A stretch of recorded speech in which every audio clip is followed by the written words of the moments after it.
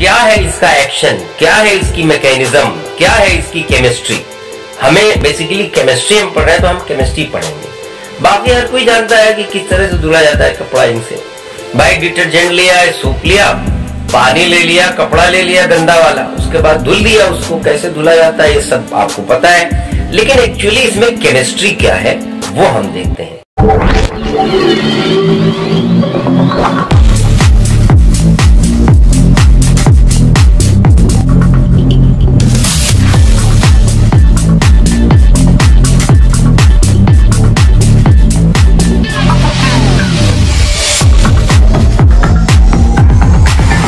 Hello dear students, आज zoom class में कुछ वॉइस की प्रॉब्लम हो रही थी। आज मैं आपको सोप एंड डिटर्जेंट पढ़ाने वाला था।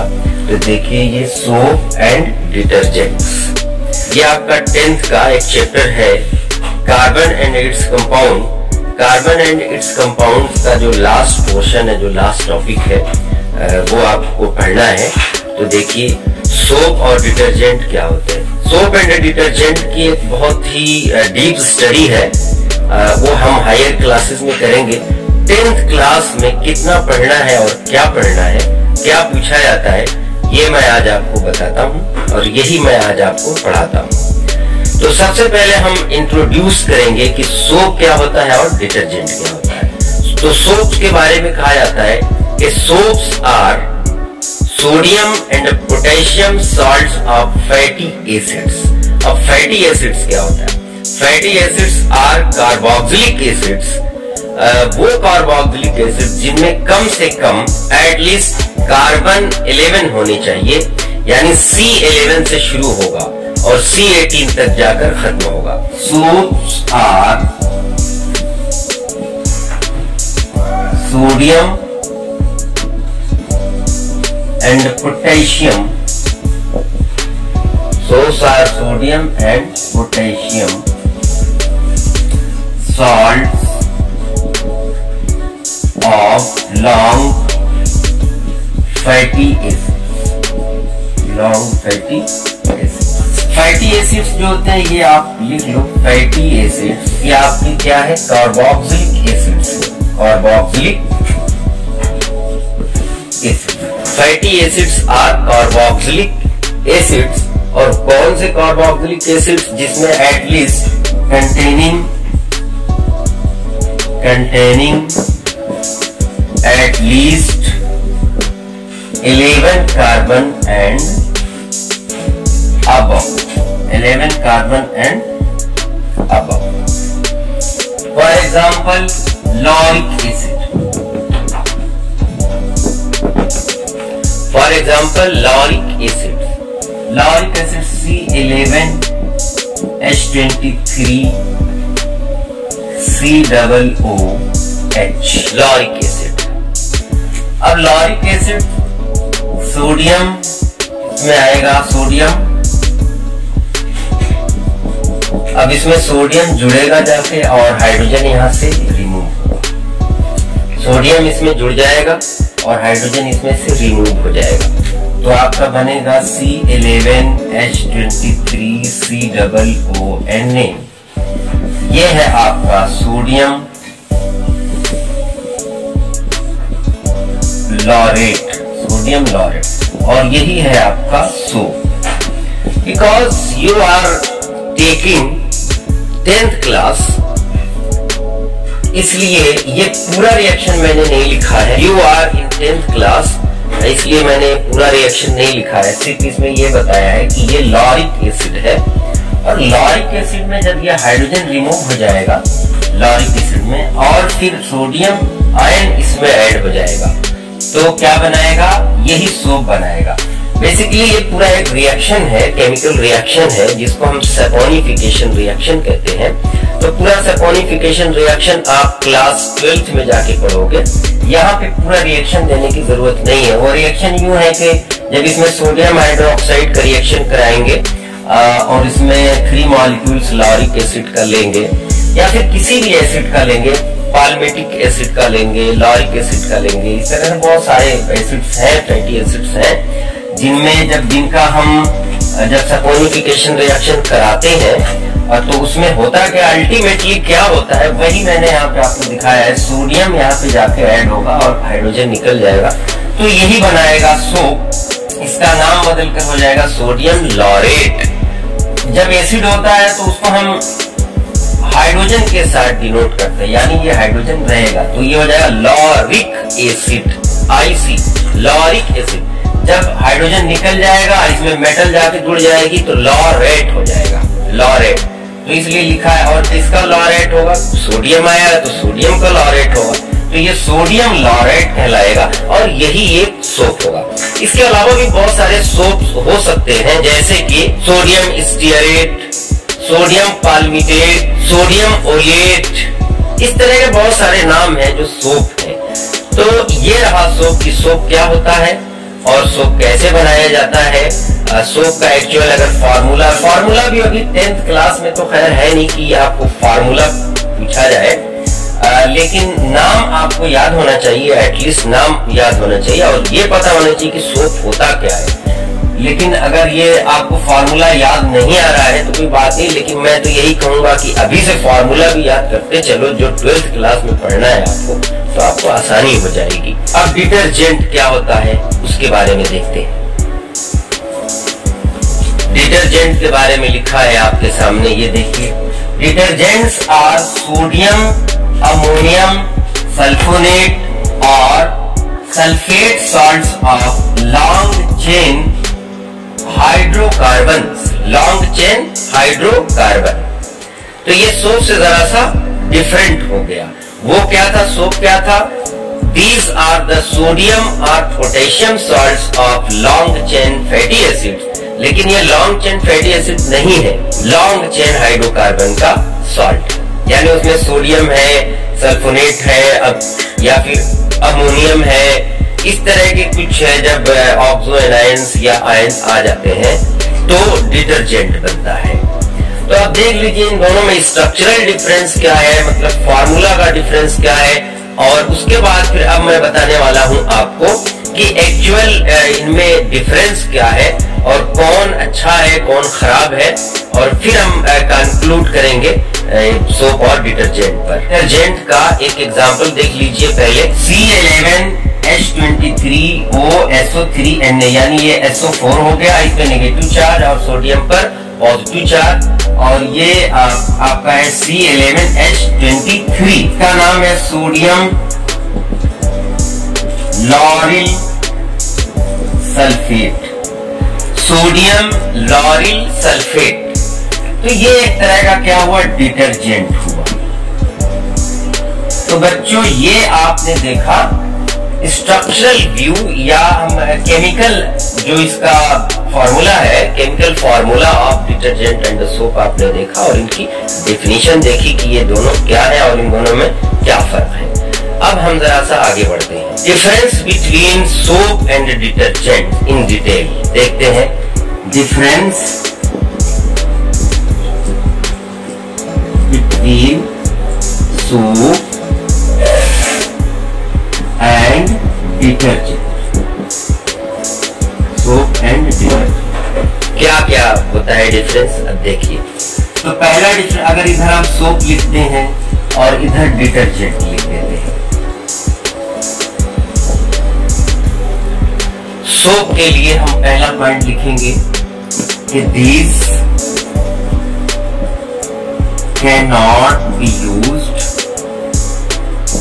in hard water, and these can be used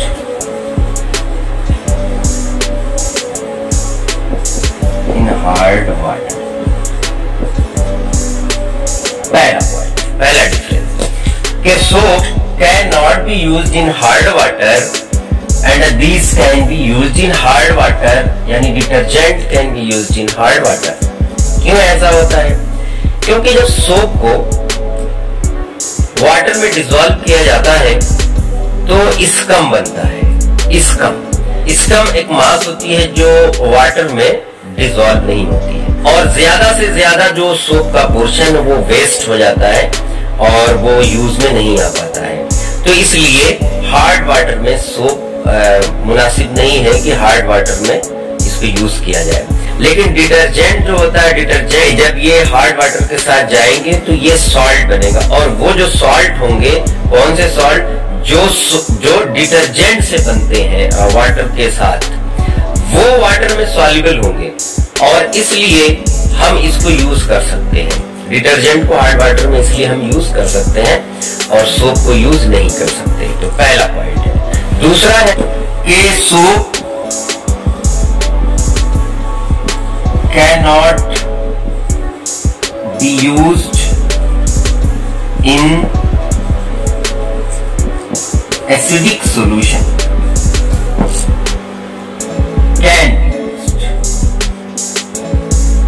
Detergent can be used.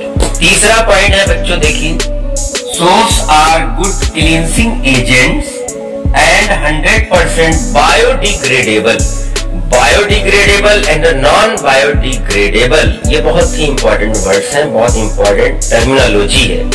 Biodegradable का मतलब ये है कि ये टूट सकते हैं, ये खत्म हो सकते हैं, ये डिस्ट्रॉय किए जा सकते हैं, इसलिए ये वाटर पोल्यूशन नहीं क्रिएट करेंगे। लेकिन जो डिटर्जेंट होती हैं वो नॉन बायोडिग्रेडेबल होती हैं, नॉन बायोडिग्रेडेबल, ये पोल्यूशन क्रिएट करती हैं क्योंकि ये टूट नहीं पाती, ये डिस्ट्रॉय नहीं हो पाती। तो इसलिए डिटर्जेंट, यहाँ पर आकर के डिटर्जेंट का ये ड्रॉबैक है, लिमिटेशन है, और यहाँ पर सोप का एक प्लस पॉइंट उभर के आता है। अगर करना हो कि सोप अच्छा है या डिटर्जेंट, तो आप ये आसानी से डिसाइड नहीं कर सकते कि किसे हम अच्छा कहें, किसे खराब कहें। हर चीज कहीं न कहीं से आकर के अच्छी होती है, कहीं न कहीं से आकर खराब होती है। तो अगर मैं आप कंक्लूड कर रहा हूं, देखिए, अब हार्ड वाटर में जाहिर है कि सोप को हम यूज नहीं कर सकते, डिटर्जेंट को यूज कर सकते हैं, तो इसका प्लस पॉइंट है। एसिडिक मीडियम में हम सोप को यूज नहीं कर सकते, डिटर्जेंट को यूज कर सकते हैं, तो ये डिटर्जेंट का प्लस पॉइंट है। लेकिन जो बायोडिग्रेडेबल और नॉन बायोडिग्रेडेबल की बात आती है, तो चूंकि ये हमारे पूरे इन्वायरमेंट से जुड़ी हुई बात है, इसलिए यहाँ पर आकर डिटर्जेंट का एक बहुत बड़ा ड्रॉबैक है। तो इसलिए हम सोप को यहाँ बहुत अच्छा मानेंगे, क्योंकि सोप कम से कम पोल्यूशन नहीं क्रिएट करता है, समझ गए। तो मैं तो सोप को ज्यादा पॉइंट दूंगा, क्योंकि मैं इन्वायरमेंट को बचाने के लिए, या इन्वायरमेंट को किस तरह से बचाया जाए, इन्वायरमेंट बहुत ही इंपॉर्टेंट चीज है, इन्वायरमेंट के बगैर हम जी नहीं सकते, इन्वायरमेंट पे पूरी लाइफ बेस करती है। तो इस वजह से सोप का पॉइंट जो है मेरी नजर में कहीं न कहीं से जाके बढ़ जाएगा। अब आपकी नजर में क्या है, अब आप बताएं। लेकिन दोनों अच्छे हैं, दोनों कहीं न कहीं से, मतलब हर तरह से यूज किए जाते हैं, कहीं से हर तरह से सहायक है, हेल्पफुल है, एडवांटेजेस है। तो इसलिए दोनों में से किसी को खराब नहीं कहा जा सकता। अब इनके जो पॉइंट्स हैं, जो ड्रॉबैक जो है वो अलग है, और जो प्लस पॉइंट है वो अलग है। एनीवे, अब हम आते हैं कि ये सोप और डिटर्जेंट एक्चुअली क्लींसिंग एजेंट्स हैं। इनको हम सरफेस एक्टिव एजेंट्स भी कहते हैं। Importance of soap and detergent, इन्हें हम सरफेस एक्टिव एजेंट कहते हैं। These are cleansing agents. ये सफाई के लिए यूज में आते हैं।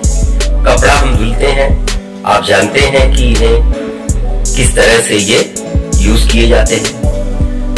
लेकिन अब इनकी जो केमिस्ट्री है, केमिस्ट्री क्या है, तो सबसे पहले तो आप ये जाने कि इन दोनों को क्लींसिंग में यूज करते हैं, क्लींसिंग एजेंट्स हैं ये, और इन्हें सरफेस एक्टिव एजेंट कहते हैं। Surface active agent. और अगर आप देख रहे हैं कि ये थोड़ा बड़ा हो गया नाम, अगर आप शॉर्ट करना चाहें तो इसे हम कह सकते हैं सर्फेक्टेंट्स। सर्फेक्टेंट्स भी कहते हैं शॉर्ट में। अब ये किस तरह से कपड़ा धुलता है, क्या है इसका एक्शन, क्या है इसकी मैकेनिज्म, क्या है इसकी केमिस्ट्री। हमें बेसिकली केमिस्ट्री में पढ़ रहे हैं तो हम केमिस्ट्री पढ़ेंगे। बाकी हर कोई जानता है कि किस तरह से धुला जाता है कपड़ा इनसे। भाई डिटर्जेंट लिया है, सोप लिया, पानी ले लिया, कपड़ा ले लिया गंदा वाला, उसके बाद धुल दिया, उसको कैसे धुला जाता है ये सब आपको पता है। लेकिन एक्चुअली इसमें केमिस्ट्री क्या है वो हम देखते हैं। तो इसके लिए आप हेडिंग जो बनाएंगे वो इम्पोर्टेंस बनाएंगे, या फिर इम्पोर्टेंस अगर आप नहीं बनाना चाहते हैं तो इम्पोर्टेंस लिखने के बाद ब्रैकेट में आप लिख दीजिए, ब्रैकेट में cleansing action of soap and detergent, cleansing action of soap and detergent, cleansing action of soap and detergent. These act by micelle formation. By micelles formation. ये दोनों मिसेल्स बनाते हैं और उस मिसेल्स की सहायता से, उस मिसेल्स की हेल्प से ये कपड़ों को धुलते हैं। तो देखिए मिसेल्स किस तरह से बनाते हैं। इसको समझने के लिए आपको एक चीज समझनी है, जो अभी मैंने फॉर्मूला लिखा था, इसका स्ट्रक्चर नहीं बनाया था मैंने, अब मैं इनका स्ट्रक्चर बनाने जा रहा हूँ। Sodium salt of lauric acid, sodium laureate, ये भी आपने लिखा था फॉर्मूला। अब मैंने इसका स्ट्रक्चरल व्यू लिखा है। देखिए C11H23 COO Na पे +4 और COO पर -4। जब हम इनकी केमिस्ट्री बताते हैं, मिसेल फॉर्मेशन जब बताते हैं, तो ये बताते हैं कि इसमें ये हिस्सा आप देख रहे हैं, ये है हाइड्रोफिलिक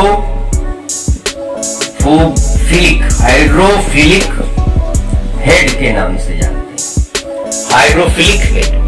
और ये जो पोर्शन है, ये जो बाकी पोर्शन आप देख रहे हैं हाइड्रोकार्बन वाला पोर्शन, इसको हम हाइड्रोफोबिक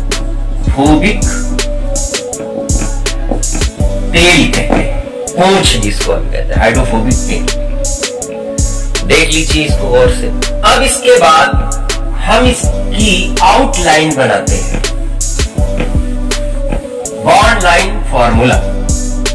बॉन्ड लाइन फॉर्मूला में ऐसे ऐसे आप बना दीजिए और यहां पे फिर यूं कर दीजिए COO। अब ये जो पोर्शन आप देख रहे हो, यही पोर्शन हाइड्रोकार्बन का पोर्शन है, हाइड्रोफोबिक तेल का। जब हम वाटर के साथ इसको मिलाते हैं तो क्या होता है, जब वाटर के साथ मिलाएंगे तो यही आपको समझना है। हाइड्रोफिलिक का मतलब होता है वाटर लविंग, हाइड्रोफोबिक का मतलब होता है वाटर हेटिंग। यानी वाटर लविंग का मतलब जब वाटर के साथ मिलाते हैं तो ये जो पोर्शन है ये वाटर की तरफ भागता है, और हाइड्रोफोबिक का मतलब है कि जो वाटर से दूर भागता है। तो देखिए अब जब हम सपोज दैट कि अब हम वाटर मिला रहे हैं इसमें, तो क्या हो रहा है, ये एक डायग्राम है, ये डायग्राम आप बना सकते हैं।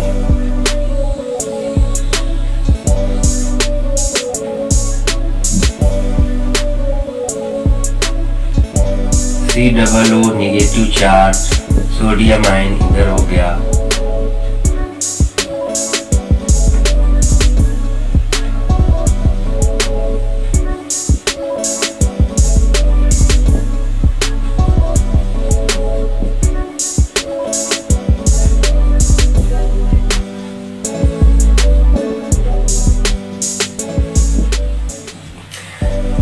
ये देखिए ये वाटर का पोर्शन है, यानी ये H2O का पोर्शन है, ये जो सर्कल है, सर्कल के बाहर ये वाटर है, और इसमें सोडियम आयन चले आएंगे, इसके साथ सोडियम आयन इधर तैरेगा, ये भी इधर तैरेगा, इसी में हाइड्रोजन आयन भी होगा कहीं न कहीं, ये हाइड्रोजन आयन बना दीजिए, यहाँ पर भी एक हाइड्रोजन बना दीजिए, सोडियम इधर बना दीजिए, हाइड्रोजन आयन बना दीजिए, सोडियम आयन बना दीजिए। तो ये जो हाइड्रोजन आयन है वो वाटर से निकला है, और सोडियम आयन कहाँ से निकला है, यहाँ से निकला है, क्योंकि जब ये वाटर पे जब डिसॉल्व हम करते हैं तो ये पोर्शन जो है ये अलग हो जाता है, और सोडियम आयन क्या होगा, अलग हो जाएगा। तो सोडियम आयन इधर तैरने लगेगा वाटर में, और एसिटेट, और ये जो COO नेगेटिव चार्ज है, COO पर नेगेटिव चार्ज, ये यहीं पे रहेगा। और जो हाइड्रोफोबिक टेल है, हाइड्रोफोबिक टेल वो वाटर से दूर भागेगी। देखिए ये वाटर की तरफ है, ये जो पोर्शन है ये वाटर है, और इधर जो भाग रहा है इधर ये वाटर से दूर पोर्शन बनाया गया है। ये सर्कल छोटा सा नहीं देख रहे हो, छोटा सा सर्कल, ये इसमें जाके पूंछ जो है इसकी टेल यहाँ पे जाके ड्रॉप की गई है। यानी ये जो पोर्शन है ये वाटर से दूर वाला है, ये अंदर वाला मत समझना है, क्योंकि ये जो डायग्राम बना है ये अंदर बना है, तो इससे आप कहीं ये ना समझ जाइए कि ये अंदर का पोर्शन है ये बाहर का, ऐसा नहीं है। ये वाटर वाला पोर्शन है जहाँ पे वाटर है, और ये वाटर से दूर वाला है। तो ये वाटर से दूर भागी, कौन भागी? ये वाली जो आपकी टेल है ये वाटर से दूर भागी, और ये पोर्शन वाटर की तरफ आया। तो इस तरह से क्या एक सर्कल नुमा स्ट्रक्चर बन जाता है, और जिसमें सोडियम आयन मैंने अभी बताया कि इससे अलग हो जाएगा तो ये तैरेगा, और उसमें वाटर होंगे, तो वाटर में हाइड्रोजन आयन होता है और हाइड्रोक्सिल आयन होता है। कहीं न कहीं आप हाइड्रोक्सिल आयन भी बना सकते हैं, यहाँ पर OH negative charge, OH negative charge. तो OH नेगेटिव चार्ज सोडियम से अट्रैक्ट होगा, और जो H पॉजिटिव भाग है आपका H, ये एसिटेट आयन से अट्रैक्ट होगा, क्योंकि अपोजिट चार्जेस जो होते हैं एक दूसरे से अट्रैक्ट होंगे। तो ये पूरा मिला जुला के एक स्ट्रक्चर है। ये अच्छा डायग्राम आपके एनसीईआरटी में नहीं था, इसलिए ये डायग्राम मैंने बना लिया। ये डायग्राम आप बना लीजिएगा, स्क्रीनशॉट वगैरह ले लीजिएगा। इसमें A to Z पूरी चीज आ गई है। Micelle formation, actual micelle formation का डायग्राम ये है, अब बुक में आपको वो नहीं मिलेगा। तो देख लीजिए ये है मिसेल फॉर्मेशन। अब मिसेल फॉर्मेशन जब बन गया, अब हम एक हेडिंग डालेंगे, एक्चुअल मैकेनिज्म ऑफ क्लींसिंग। कपड़ा कैसे धुला जाता है, ये एक आम आदमी यही बताएगा कि भाई कपड़ा लिया, उसमें पानी डाल दिया, उसके बाद शर्फ लिया, साबुन लिया, उस पर रगड़ दिया, उसके बाद फिर उसको खंगाल दिया, धुल गया कपड़ा, उसके बाद डाल दिया, फिर सूख गया। लेकिन ये जो चीज है इसकी केमिस्ट्री क्या है, अब तक जो आप तक पढ़ते आए हैं आप, ये धीरे धीरे वहां तक अब आप पहुंच चुके हैं कि अब इसकी एक्चुअल केमिस्ट्री आप बता सकते हैं। अब वही मैं आपको बताने जा रहा हूँ कि कपड़े की धुलाई में केमिस्ट्री क्या है वो देखिए। अब जब हमने क्लॉथ लिया, मान लो क्लॉथ, डर्टी क्लॉथ, गंदा कपड़ा, और जब जाहिर है कि जब क्लॉथ लिया तो जो इसकी डस्ट है, डस्ट, और एक है क्लीन क्लॉथ, या हम इसको क्लीन मत लिखिए क्योंकि अभी हमने धुला कहा है, इसको भी क्लीन लिख रहे हैं। अभी आप इसको लिख दीजिए एक्चुअल क्लॉथ। यानी जब आप वो गंदा कपड़ा लेंगे तो एक उसमें डस्ट का पोर्शन होगा और एक उस कपड़े का पोर्शन होगा, एक्चुअल कपड़े का पोर्शन जिसमें कोई डस्ट नहीं होगी। तो हमने दोनों को अलग अलग कर लिया। अब ध्यान से देखिएगा इसको, मैकेनिज्म बता रहा हूं, mechanism of cleansing, mechanism of cleansing. ये क्लींसिंग की मैकेनिज्म यानी एक्चुअली अब हम जब कपड़ा धुलने जा रहे हैं तो उसकी क्या मैकेनिज्म होगी वो मैं अब आपको समझाने जा रहा हूं। तो देखिए ये मैं आपको बता रहा था कि डस्ट होगा और क्लॉथ होगा। अब जब हम पानी डालेंगे, वाटर डाल दिया हमने, पानी डाल दिया। जब पानी डाला तो जाहिर है कि अब हम ये बनाते हैं, ये पोर्शन,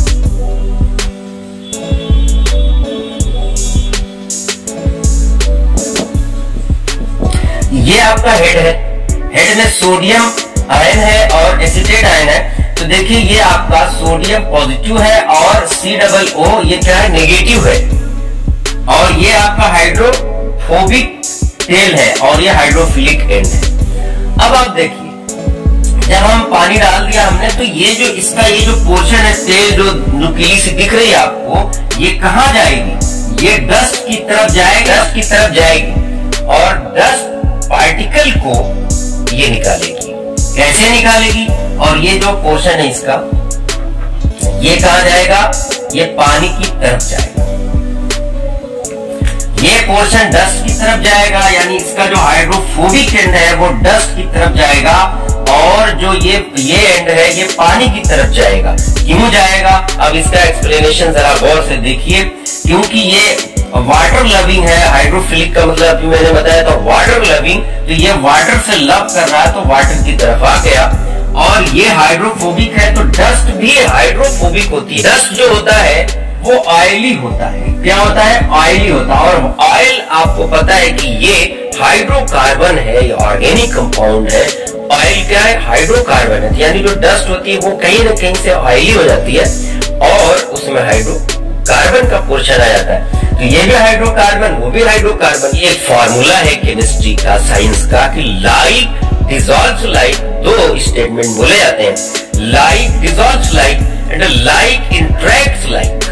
एक जैसा एक जैसे से इंटरेक्ट करता है, एक जैसा एक जैसे को डिसॉल्व कर देता है। ये फंडा है साइंस का या केमिस्ट्री का।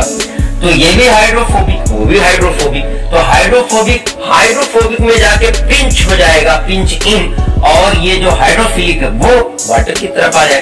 तो जैसे ही ये वाटर की तरफ आएगा और वैसे ही ये डस्ट की तरफ जाएगा। और जब हम जर्क देंगे, जब थोड़ा सा झटका देंगे, कपड़ा जब हम खंगालते हैं तो ऐसे ऐसे करते हैं, जब वो जर्क थोड़ा सा भी पाएगा तो ये डस्ट पार्टिकल लेकर के अलग हो जाएगा।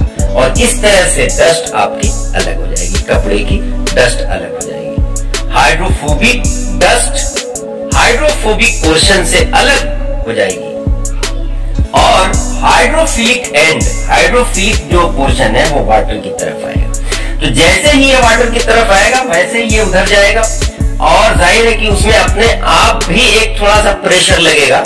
भाई जैसे ये है, ये देखिए, ये यू की शक्ल का एक मैं बना रहा हूं। अब ये एक एंड अभी मान लो कि यहाँ था नहीं, अभी यहाँ तक था। अब ये वाटर है यहाँ पे, अब ये वाटर की तरफ अट्रैक्ट होगा तो ये जो है खुद ब खुद ऑयल की तरफ जाएगा। कहाँ जाएगा? ऑयल की तरफ जाएगा। और जब थोड़ा सा जर्क पाएगा, जर्क का मतलब थोड़ा सा झटका, तो ये जब झटका लगेगा तो ये जो ऑयली पोर्शन है यहाँ पे जो हाइड्रोफोबिक एंड जाके दसा हुआ, ये इस डस्ट को ले करके बाहर आएगा कपड़े से। ये डस्ट को लेकर आएगा कपड़े से, इस तरह से कपड़ा आपका धुल जाएगा। This is the cleansing action of soap and detergent. यही है, चाहे आप सोप की पढ़िए या फिर डिटर्जेंट की पढ़िए, मैकेनिज्म दोनों की एक ही होती है लगभग। और जो मिसल फॉर्मेशन होता है, मिसल फॉर्मेशन उसमें भी उसी तरह से होता है जैसे कि सोप में होता है। तो ये आज मुझे आपको पढ़ाना था। उम्मीद है कि आप समझ गए होंगे, क्लींसिंग मैकेनिज्म समझ गए होंगे, सोप एंड डिटर्जेंट की अलग अलग जो प्रॉपर्टीज हैं वो समझ गए होंगे। अगर समझ गए हैं तो बहुत अच्छी बात है, और अगर आप नहीं समझे हैं तो कमेंट में पूछिएगा, मैं फिर से इसका रिप्लाई करूंगा। अभी तब तक के लिए अख्तर सर को दीजिए इजाजत। Okay, bye bye.